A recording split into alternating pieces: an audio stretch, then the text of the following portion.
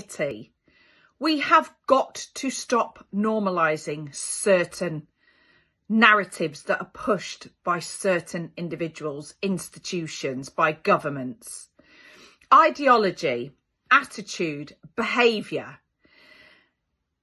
is all about how you're brought up, what your thought process is. And if we don't educate young people about what's right and what's wrong, attitudes and ideologies will never change.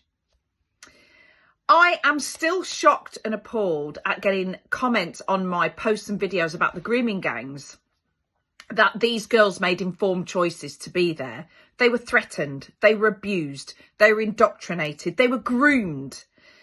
Their families were threatened. And these girls were terrified of what the consequences would be if they pulled away from this. I then had a conversation with a gentleman on Facebook regarding this Bonnie Blue situation, and I said, I find it hard to believe that you can't get where I'm coming from, what my point is about this very dangerous narrative being pushed. And he said, well, if I go out and buy a gun, doesn't mean that everybody else is going to go and shoot somebody. This Bonnie Blue was consenting, and they were consenting adults. In his cover photo behind him was him with a picture with his wife, I'm assuming, and 5 or 6 kids, 3 of which were girls.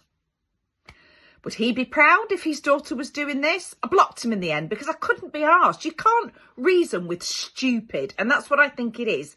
It's a stupid thought process. It really is. She may be consenting, but she is showing to young girls that sexual activity with 1,000+ men, and she's one female, is okay and it's normal.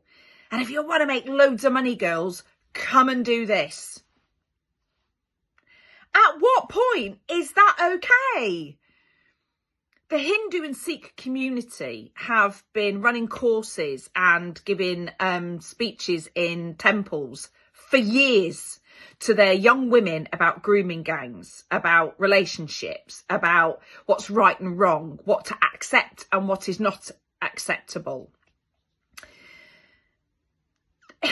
People might agree with it, people might not, but it's pushing the narrative to them that you don't have to be groomed, you don't have to be abused, you don't have to accept violence or domestic abuse. And until we start educating our young people and social media platforms stop giving women like this Bonnie Blue a platform to push a very dangerous and damaging narrative, until that happens, it's going to carry on.